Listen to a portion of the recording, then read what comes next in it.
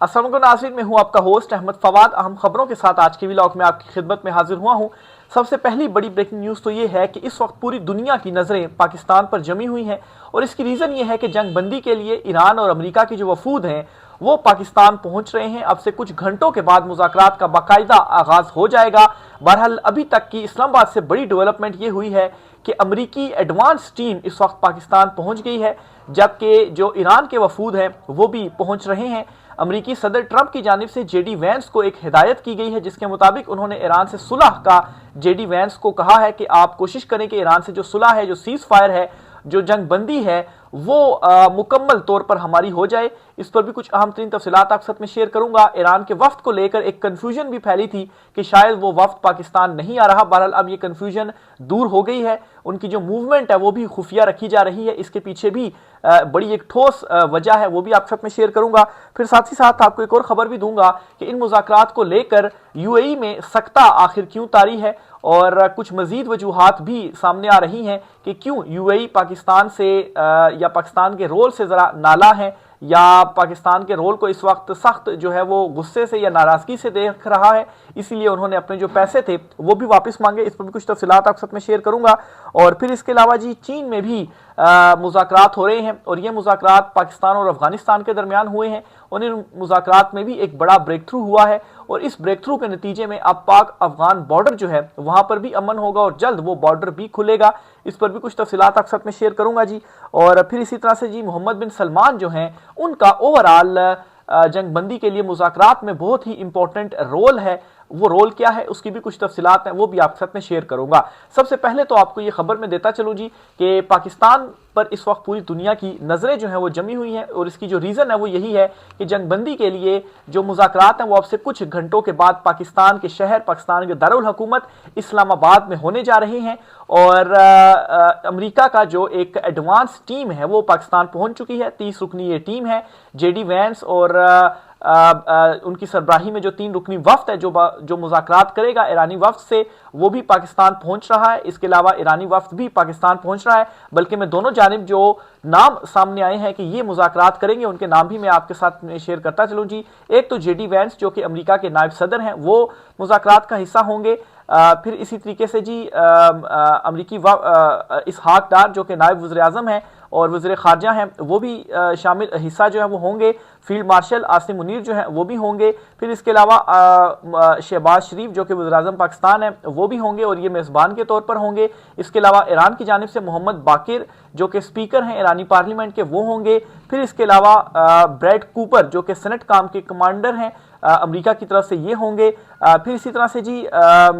Steve विक्टॉफ जो हैं वो भी खसूसी एलची हैं वाइट हाउस के, वो भी इन मुज़ाकरात में होंगे। इसके अलावा मजीद तख्त रवानची ये नायब वज़ीर ख़ारजा हैं ईरान के, ये भी मुज़ाकरात में होंगे। और इसके अलावा जी अली लारेजानी जो हैं ये नुमाइंदा सुप्रीम नेशनल सिक्योरिटी कौंसिल हैं और अब्बास अराक्ची जो कि वज़ीर ख़ारजा हैं ईरान के, ये तमाम वफूद जो हैं, ये तमाम जो नाम हैं वो मुज़ाकरात में शामिल होंगे। इन मुज़ाकरात में पाकिस्तान का जो रोल है, जो पाकिस्तान के नाम है वो बतौर मेज़बान के नाम है, जबकि जो बाकी अमेरिका और ईरान की जानिब से जो नाम आपके साथ मैंने शेयर किए हैं ये आपस में जो मुज़ाकरात है वो जंगबंदी के हवाले से करेंगे।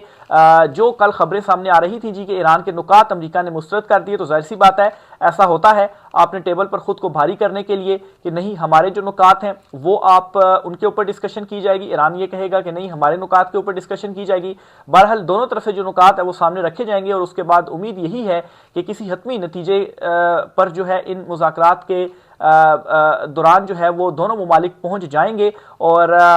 मुज़ाकरात के हवाले से एक और ख़बर भी ये सामने आई है कि अमेरिकी सदर डोनाल्ड ट्रंप जो हैं उन्होंने कुछ हिदायत भी दी हैं अमेरिकी नायब सदर जेडी वैंस को, जिनकी सरबराही में अमेरिकी वफ्द जो है वो ईरान के वफ्द से मुज़ाकरात करने जा रहा है। और वो हिदायत ये हैं कि अगर वाकई ईरान जो है वो मुज़ाकरात को लेकर संजीदा है और वो मुज़ाकरात करना चाहता है और जब आप संजीदा होते हैं मुज़ाकरात को लेकर तो आपको मालूम हो भी जाता है, क्योंकि ऐसा नहीं होता कि आप अपनी शराइत के ऊपर बिल्कुल ही अड़ जाते हैं। जाहिर सी बात है आपको भी कुछ लचक दिखानी पड़ती है, दूसरी तरफ से भी कुछ जो लचक है वो दिखानी पड़ती है। तो इस सूरत में हिदायत ये की गई हैं कि पूरी कोशिश की जाए कि जंग बंदी हो और सीज फायर हो और ये परमानेंट हो और जो सुलह है वो दोनों ममालिक के दरमियान हो जाए। तो ये एक बहुत पॉजिटिव साइन है इन मुज़ाकरात को लेकर। بہرحال جی کچھ لوگ یا آپ یوں کہیں جی کہ کچھ ممالک جو ہیں وہ شاید اس سے خوش نہیں ہیں، خاص طور پر اسرائیل جو ہے وہ ان مذاکرات سے خوش نہیں ہے، اور ان مذاکرات کو سبوتاش کرنے کی بھی جو کوششیں ہیں وہ بھرپور جاری ہیں، اور ایون کہ اسرائیل کی جانب سے ہی امریکی صدر جو ہیں ڈونلڈ ٹرمپ، ان کو یہ کنونس کیا گیا تھا، ان کو یہ منایا گیا تھا، ان کے اوپر یہ دباؤ ڈالا گیا تھا کہ آپ ایران کے اوپر جو حملہ ہیں وہ کریں۔ تو بہرحال ایک تو اسرائیل جو ہے وہ ان مذاکرات کے حوالے سے پوری جو کوشش ہے وہ کر رہا ہے، اس خدشے کا اظہار جو اسحاق ڈار ہیں وہ پہلے مذاکرات کے دوران بھی کر چکے ہیں کہ اسرائیل یہ کوشش کر رہا ہے کہ یہ مذاکرات کامیاب نہ ہو اور یہ جو حملہ ہے یہ یوں ہی رہے، اور دوسرے نمبر پر یو اے ای جو ہے اس کے حوالے سے بھی یہ تفصیلات سامنے آ رہی ہیں جی کہ یو اے ای بھی یہ نہیں چاہتا کہ یہ جو مذاکرات ہیں وہ ہوں، بے شمار اس کی ریزنز ہیں۔ لاسٹ ویلاگ میں میں نے ڈیٹیل میں تمام جو ریزنز تھی آپ کے ساتھ شیئر کی تھی، جنہوں نے میرا لاسٹ ویلاگ نہیں دیکھا تو آپ وہ دیکھ سکتے ہیں، اس میں ڈیٹیل میں نے یو اے ای کے حوالے سے چیزیں شیئر کی تھی، کیونکہ اگر ایسا ہو جاتا ہے تو پھر یو اے ای کی جو پوزیشن ہے آلریڈی جو یہ سمجھا جاتا تھا جی کہ یو اے ای بڑا سیفسٹ کنٹری ہے، وہاں پر انویسٹمنٹ کی جائیں، وہ امیج تو اس کی خراب ہو گئی ہے، اور اگر یہ مذاکرات کامیاب ہوتے ہیں تو پھر یو اے ای ایک معمولی سا ملک بن کر ہی رہ جائے گا اس خطے میں، اور اس سے زیادہ اس کی جو اہمیت ہے وہ نہیں ہونے والی۔ بہرحال جی یو اے ای اب اپنا غصہ کس طرح سے نکال رہا ہے، کیا چھوٹی حرکتیں کی جا رہی ہیں، ایک واقعہ سوشل میڈیا پر رپورٹ ہوا ہے، یہ واقعہ آپ کے ساتھ میں شیئر کر دیتا ہوں جی۔ قمر زیدی ہیں جی، یہ بڑے سینئر صحافی ہیں،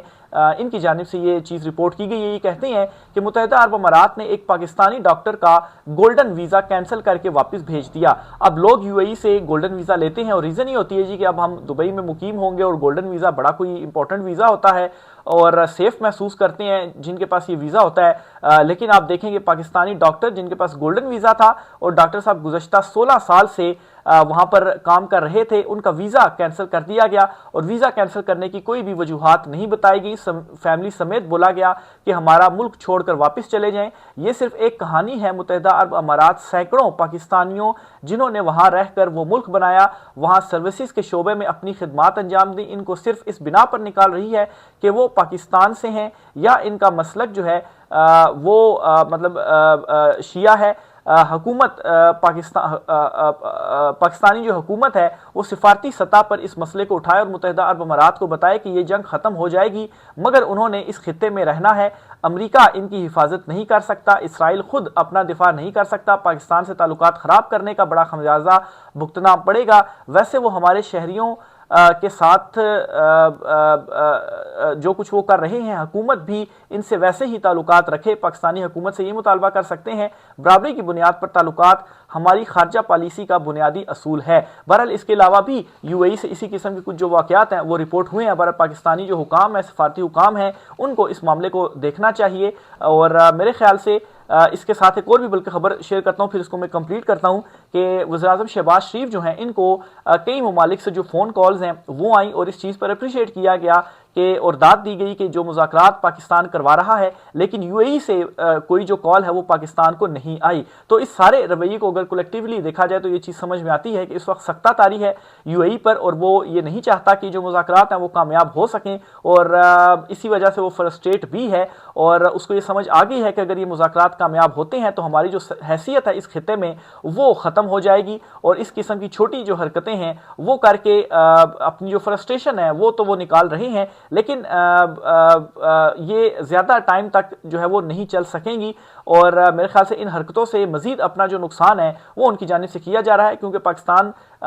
جو ہے وہ اوورآل پاکستان کا جو ایک رول ہے بہت مثبت رول ہے، اور ایک پورے خطے کو پاکستان اس جنگ بندی کے ذریعے ایک مطلب یہ جو پورا خطہ ہے اس کو تباہی سے بچا رہا ہے۔ تو بہرحال یو اے ای کو اب یہاں پر دیکھیں کہ اپنی سیلفشنس اتنی ہے کہ یہ پڑی ہوئی ہے کہ اگر یہ جنگ بندی ہوتی ہے اور ایران ایک نئی طاقت بن کر ابھرتا ہے تو پھر اس کے بعد ہمارا جو ہے وہ کیا بنے گا، ہماری جو اجارہ داری ہے وہ قائم رہنی چاہیے۔ بہرحال جی یو اے ای میں سمجھتا ہوں کہ اس وار کے دوران سب سے بڑا جو لوزر ہے وہ بن کر سامنے آیا ہے، اور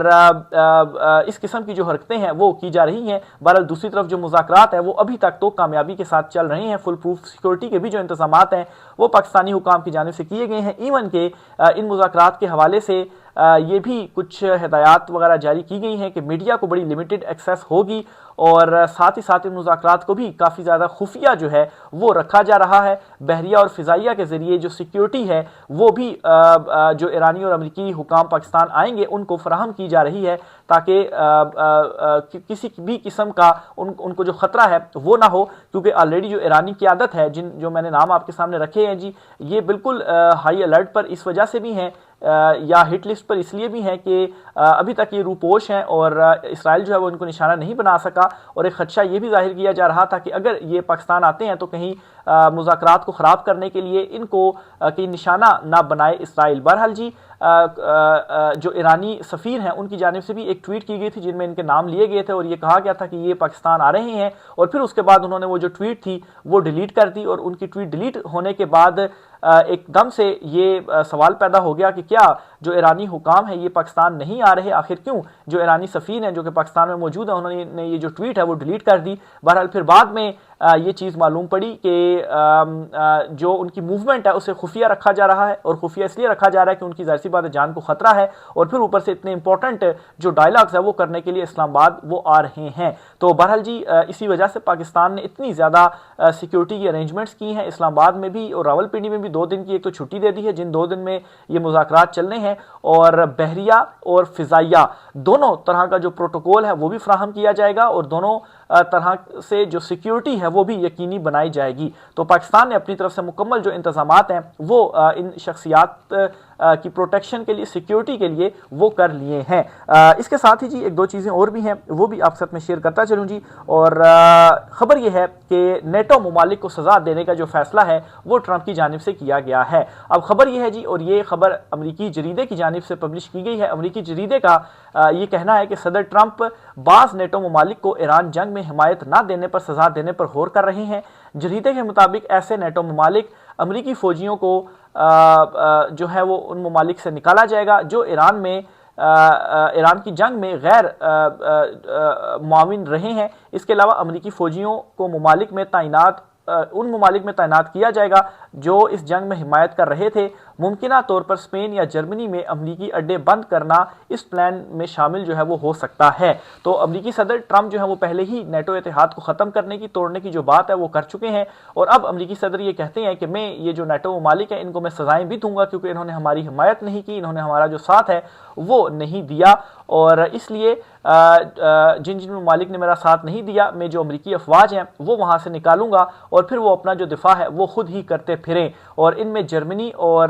اسپین جو ہے وہ شامل ہیں جہاں پر امریکی جو ہے وہ اپنے اڈے بند کر دیں گے۔ تو یہ صدر ٹرمپ کی جانب سے ایک بڑا جو اعلان ہے وہ کیا گیا ہے۔ اچھا، خلیجی ممالک کی جہاں پر ایک طرف میں نے یو اے ای کے رول کی بات کی، وہاں پر سعودیہ کا رول بھی بہت زیادہ امپورٹنٹ ہے، محمد بن سلمان کا جو رول ہے وہ بھی بہت زیادہ امپورٹنٹ ہے۔ اب ناظرین، ایک ملک یو اے ای بھی ہے اور ایک ملک سعودیہ بھی ہے، لیکن اس ساری صورتحال میں سعودیہ کا رول بہت زیادہ مثبت، اور آپ یوں کہیں کہ بڑا تحمل مزاجی کا جو مظاہرہ ہے وہ سعودیہ کی جانب سے کیا گیا، کیونکہ اٹیکس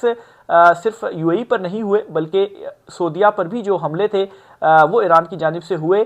لیکن یو اے ای نے کوئی بہت ہی زیادہ ایگریسو جو موڈ ہے وہ اپنا لیا، لیکن محمد بن سلمان جو ہے ان کی جانب سے تحمل مزاجی کا مظاہرہ کیا گیا، اور میں سمجھتا ہوں کہ سمجھداری کا مظاہرہ بھی اس طرح سے کیا گیا کہ ظاہر سی بات ہے جب آپ کی سرزمین سے ان امریکی بیسز جو موجود ہیں وہاں سے جب ایران پر حملے ہوں گے تو ایران نے جواب میں ان بیسز کے اوپر جو اٹیکس ہیں وہ تو کرنے ہی کرنے ہیں، ایسا تو نہیں ہو سکتا کہ ایران جو جواب ہے وہ نہ دے، تو ایران یہاں پر رائٹ پر تھا۔ بہرحال سعودیہ کی جانب سے جواب نہیں دیا گیا، اور بیچ میں پاکستان کا بھی اس معاملے میں بھی بڑا امپورٹنٹ رول تھا کہ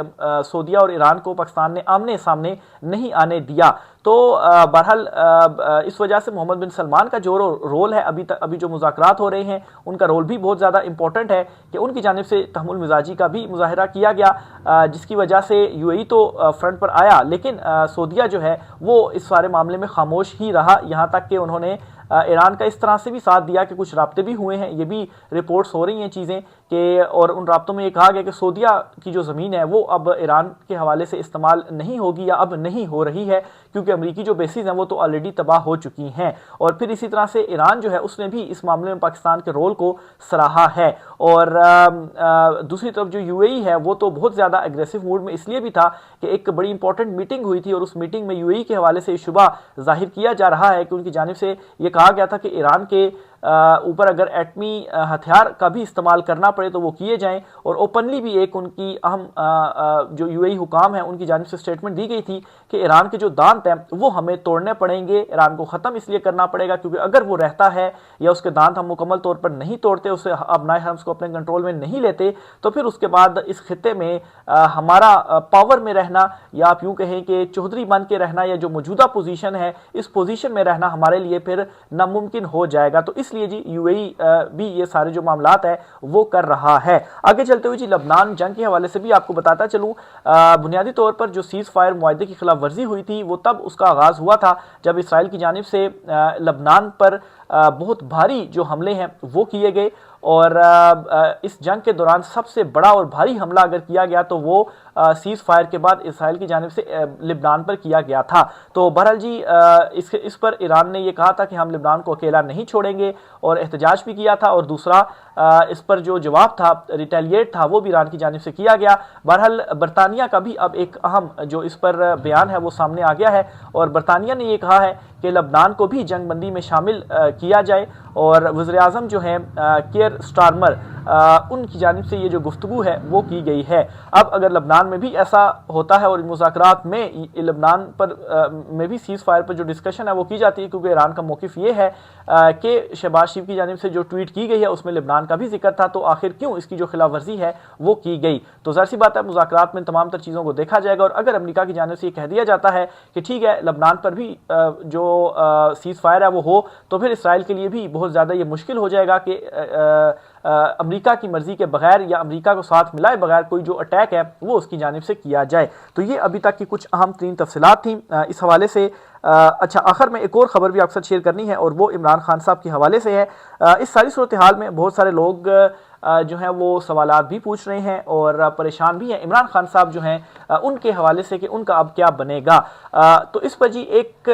چیز بہت واضح میں نے بہت پہلے ہی آپ سے شیئر کر دی تھی، اور اکثر ویلاگ میں عمران خان صاحب کا جب بھی کوئی خبر شیئر کرتا ہوں، ذکر کرتا ہوں، تو یہ بات میں ضرور شیئر کرتا ہوں کہ عمران خان صاحب کی رہائی کا ایک ہی طریقہ ہے، اور وہ طریقہ یہ ہے کہ جو عوام ہے وہ بڑی تعداد میں سڑکوں پر آئے گی، لاکھوں کی تعداد میں سڑکوں پر آئے گی، پرامن احتجاج ہوگا، تب ہی عمران خان صاحب کی رہائی ممکن ہو سکتی ہے۔ دوسری صورت یہ نکل سکتی ہے کہ عمران خان صاحب کوئی ڈیل کریں، جو کہ ناممکن ہے، اور عمران خان صاحب ایسا کچھ بھی نہیں کر رہے۔ اور تیسری ایک صورتحال یہ نکل سکتی تھی کہ عالمی سطح پر اس موجودہ حکومت کے لیے حالات اتنے زیادہ خراب ہو جائیں کہ ان کو کوئی حمایت ان کے پاس باقی نہ رہے، ان کے پاس کوئی سپورٹ نہ رہے، اور اس رجیم کو جو ہے وہ پھر عالمی حالات کے تناظر میں گھر جانا پڑے، تو تب عمران خان صاحب کی رہائی ممکن ہو سکتی تھی۔ لیکن خیر ابھی جو اس وقت معاملات چل رہے ہیں، ایون کہ امریکی جو لابیز ہیں ہر جگہ پر پاکستان کا ہی ذکر ہو رہا ہے، تو میرے خیال سے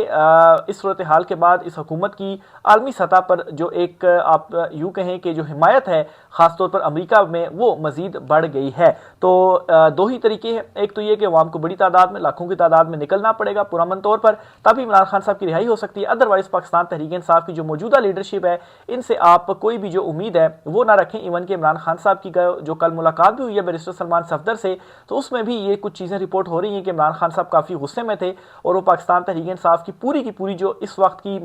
جو لیڈرشپ ہے، موجودہ لیڈرشپ ہے، ان پر سخت غصے میں ہے، سخت نالاں ہیں، اور تمام کی تمام لیڈرشپ کو تبدیل کرنے کے بھی احکامات عمران خان صاحب کی جانب سے دیے جا چکے ہیں۔ تو عمران خان صاحب خود ہی اس موجودہ جو پاکستان تحریک انصاف کی قیادت ہے ان سے بالکل بھی اب ان کو یہ امید نہیں رہی کہ یہ اب کوئی جو تحریک ہے وہ بڑی چلا سکتے ہیں۔ یہ جی آج کچھ عام ترین تفصیلات تھیں، مزید جو بھی ہوتا ہے آپ سے چیزیں شیئر کرتے رہیں گے۔ رائے کا اظہار کیجیے گا۔ آج کے ولاگ سے اتنا ہی، اجازت دیجیے، اللہ حافظ۔